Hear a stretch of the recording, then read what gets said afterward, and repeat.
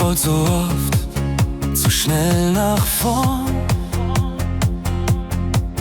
vergaß, was hinter mir begann. Doch jeder Sturm, der hat mich geformt, hat mir gezeigt, was man tragen kann.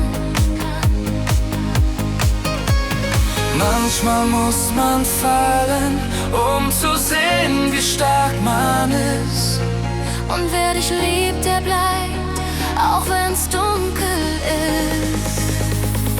Ich hab vom Leben gelernt, Tränen sind kein Verlust. Jede Wunde, die brennt, trägt Mut in meiner Brust.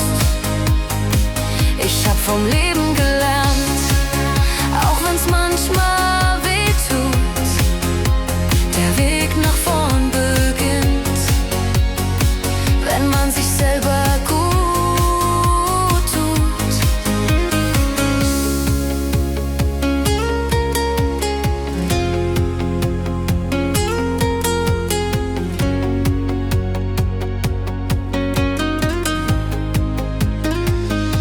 Ich such kein Ziel,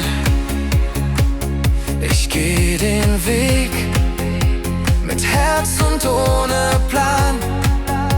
Denn wer zu sich steht, Kommt irgendwann da an.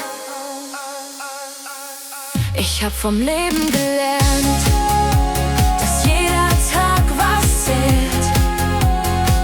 und wenn der Zweifel schreit, weiß ich, ich hab's schon mal